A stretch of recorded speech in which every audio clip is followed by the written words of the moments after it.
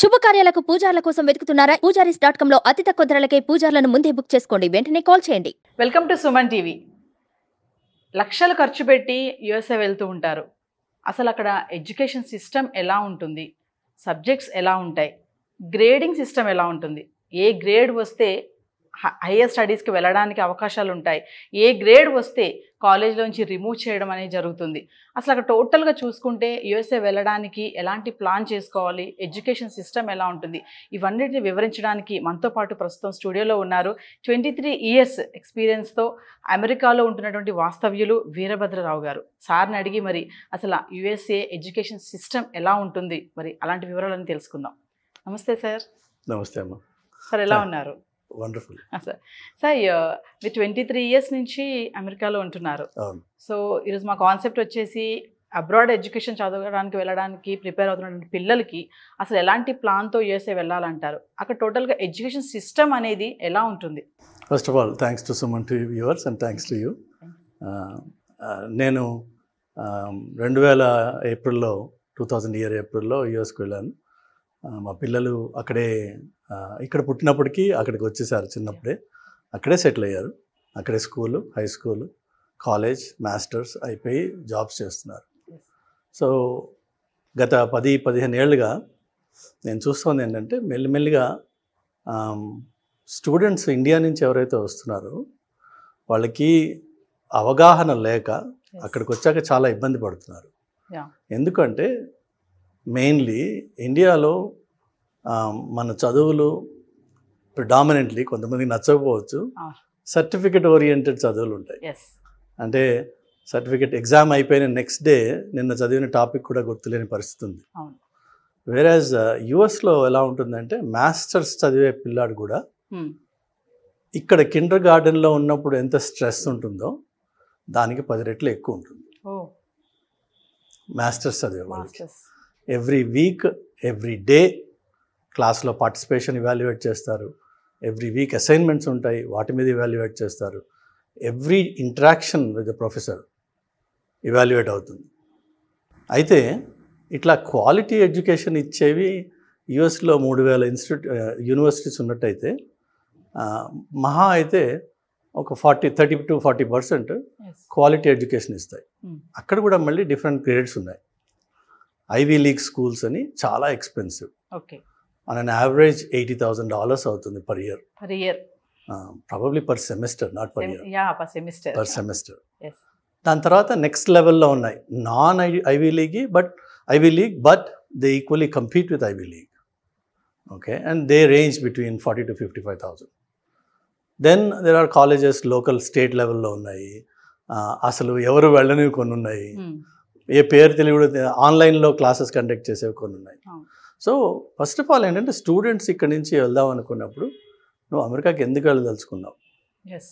Is that a fancy because అందరు friends వెళ్ళారు కాబట్టి నేను వెళ్తానన్నా, లేక చుట్టాల ప్రెషర్ తోట, లేకపోతే అమెరికన్ సొసైటీలో because America is a technologically advanced country. So it's a knowledge driven society. అక్కడ ఉన్న అప్రోచ్కి, అక్కడ ఉన్న చదువుకి, అక్కడ ఉన్న రిక్వైర్మెంట్స్కి what they look for is skills, not certificates.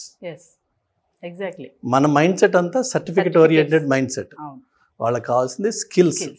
అందుకనే మనకి నచ్చకపోయినా H-1B వీసా అనేది ఏదైతే ఉందో it's actually called skilled labour visa. మనకి నచ్చకపోవచ్చు ఆ మాట, but we are all skilled labour.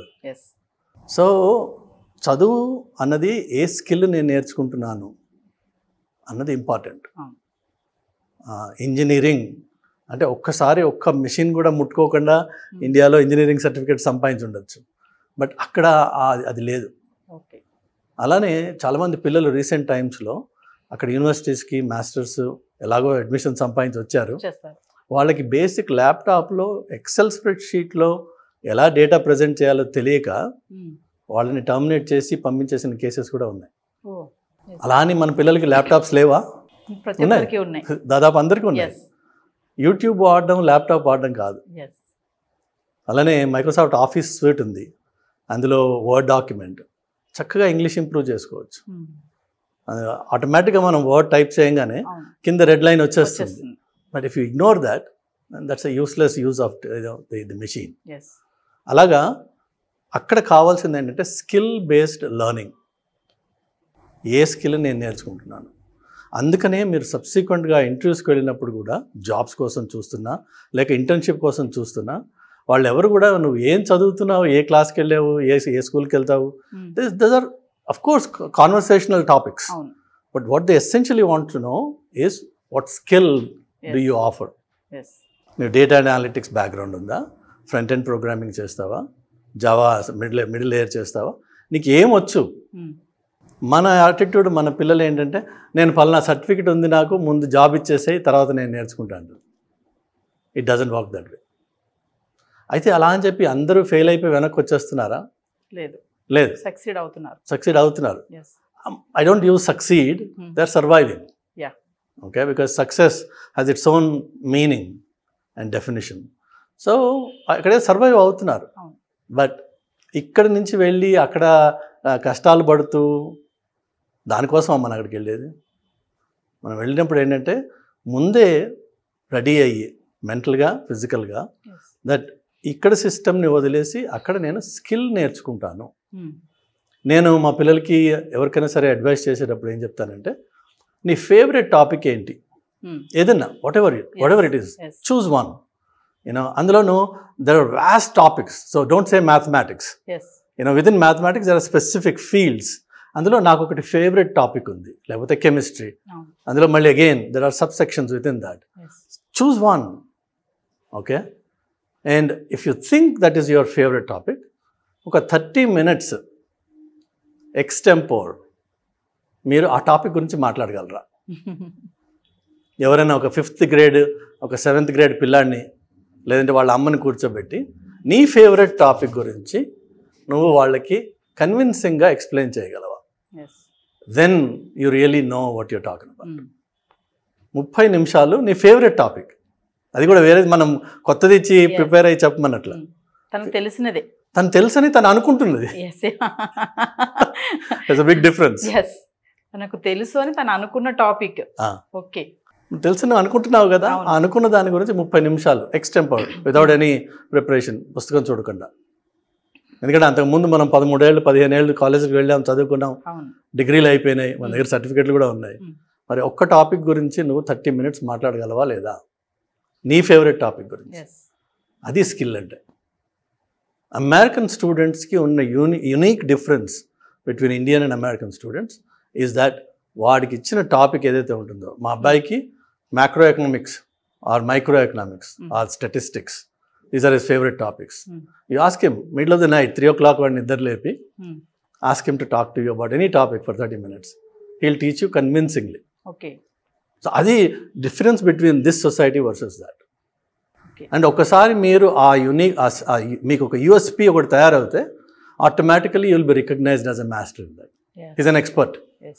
సరే, అయితే ఫైనల్గా చూసుకుంటే ఇక్కడ ఇండియన్స్లో మీరు చెప్పిన దాన్ని బట్టి చూస్తే సర్టిఫికేషన్ కోసం ఇండియాలో చదువుతున్నారు పిల్లలు, compare to coming to USA skills చూస్తారు.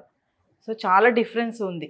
సో స్కిల్స్ని చూసి అక్కడ ఏంటంటే చాలామంది మీరు అన్నట్టుగా సార్ ఇంకొక చిన్న బిట్ చూసుకుంటే అబ్రాడ్ వెళ్ళి ఎడ్యుకేషన్ చేయాలి, అబ్రాడ్ వెళ్ళి చదువుకోవాలని అనుకుంటారు తప్ప చాలామందికి అక్కడ అసలు ఏంటి ఎడ్యుకేషన్ ఎలా ఉంటుంది, అక్కడ మీరు అన్నట్టుగా స్కిల్స్ చూస్తారని అంటున్నారు. ఇక్కడ ఉన్న సర్టిఫికేట్ పట్టుకొని అక్కడికి వెళ్ళిపోవడము.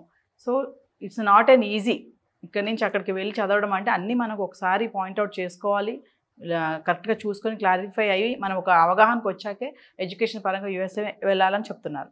సో చాలా బాగా వివరించారు సార్. Thank you.